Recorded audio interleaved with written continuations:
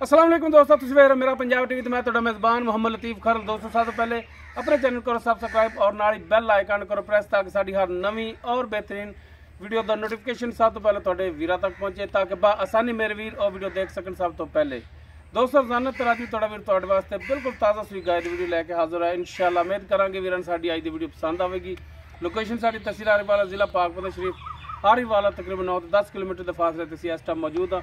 गाय वीरां दिखाने बाकी गल्लां जिहड़ियां करांगे मालकां नाल ते जनाब कराओ हा गाय दीयां तसल्लियां।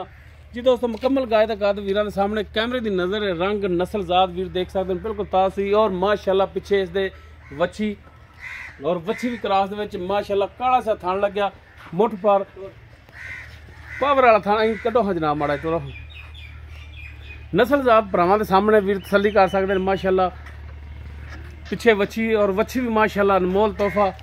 बाकी पोटा पोटा सिंग लई खड़ी वीरां दे सामने, टुरन फिरन वीरां दे सामने वीर तसल्ली कर सकते हैं। माशाअल्लाह टुरन फिरन बिल्कुल 16 ने और माशाअल्लाह सोहना पावर वाला थान, काला सा थान लग्या है। भरावां कर लेनी तसल्ली, लैने देने मुकद्दर गां माशाअल्लाह तोहफा है जिहड़ा वीरां दी खिदमत च लैके हाज़र होए हैं। और इंशाअल्लाह वीरां दे जानवर पसंद आवेगा और इंशाअल्लाह नहायत मुनासिब रेट दे विच लैके आए हैं।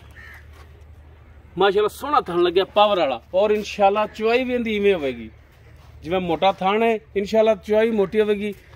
माशाअल्लाह वच्छी दिखाया जनाब, आ नाड़वा नाल है। बाकी ये किनमा सुबह सूई, कदों दी सूई है, कितना दुध है, ये सारी गल्लां मालकां नाल होणगियां।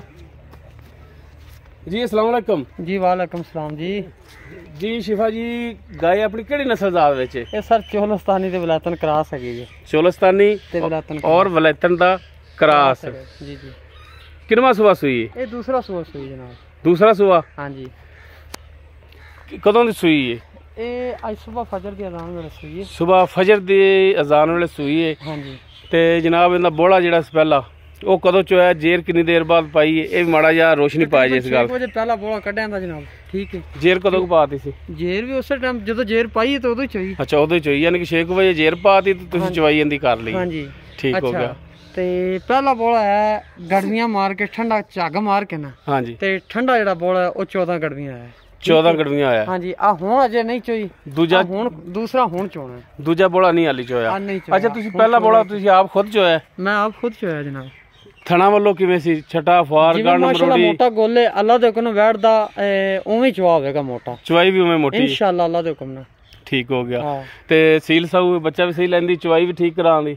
ਕੋਈ ਨਾ ਵੰਗੇ ਦੀ ਲੋੜ ਨਾ ਕੋਈ ਟੰਗੇ ਦੀ ਲੋੜ ਨਾ ਕਿਸੇ ਸ਼ੈ ਦੀ ਲੋੜ ਹੈ। ਐਵੇਂ ਥਾਪੜਾ ਮਾਰ ਕੇ ਥੱਲੇ ਬਹਿ ਜਾਣਾ ਬੇਸ਼ੱਕ ਕੋਈ ਰੋਲਾ ਨਹੀਂ। ਠੀਕ ਹੋ ਗਿਆ।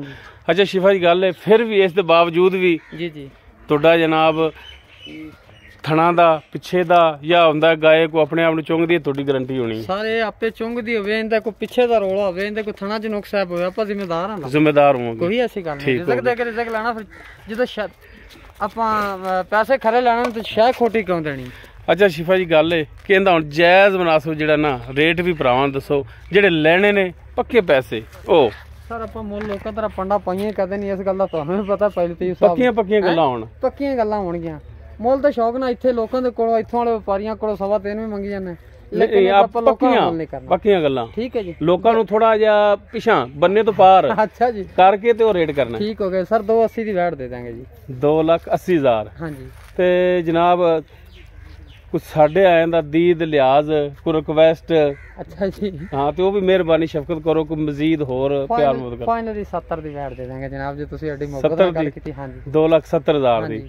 ਇਹ ਹੋ ਗਿਆ ਜੀ ਸਾਡੇ ਨਾਲ ਪਿਆਰ ਮੁਹੱਬਤ ਤੇ ਦੀਦ ਲਿਹਾਜ਼ ਸਾਡਾ। ਜੀ ਜੀ। ਤੇ ਕੋਈ ਭਰਾ ਆਪਣੇ ਕੋਲੇ ਆ ਜਾਵੇਗਾ ਚੱਲ ਕੇ ਜਾਨਵਰ ਲੈਣ ਵਾਸਤੇ ਤੇ ਉਹਦੇ ਆਏ ਦਾ ਫਿਰ ਦੀਦ ਲਿਹਾਜ਼ ਕਰੋਗੇ? ਥੋੜਾ ਬਹੁਤ ਹਾਂ ਜਨਾਬ। ਸ਼ਾਇ ਵੀ ਵੇਖ ਲਓ ਮਾਸ਼ਾਅੱਲਾ ਸੁਥਰੀ ਲਵੀ ਵੈੜ ਗਾਂ ਜੇ ਮਗਰ ਵੀ ਵੱਛੀ ਅੱਲਾ ਜ਼ਿੰਦਗੀ ਵਾਲੀ ਹੋਵੇ। ਵੱਛੀ ਕਿਹਝ ਕਰਾਸ ਹੈ ਜਨਾਬ? ਵੱਛੀ ਆ ਤੁਹਾਡੇ ਸਾਹਮਣੇ ਯਾਰ, ਮੈਂ ਨੂੰ ਤਾਂ ਐਡੀ ਸਮਝ ਕੋਈ ਨਹੀਂ ਕਹਾਣੀ ਤੇ ਆ ਤੁਹਾਡੇ ਨਜ਼ਰਾਂ ਦੇ ਸਾਹਮਣੇ ਖਲੋਤੀ ਜੀ।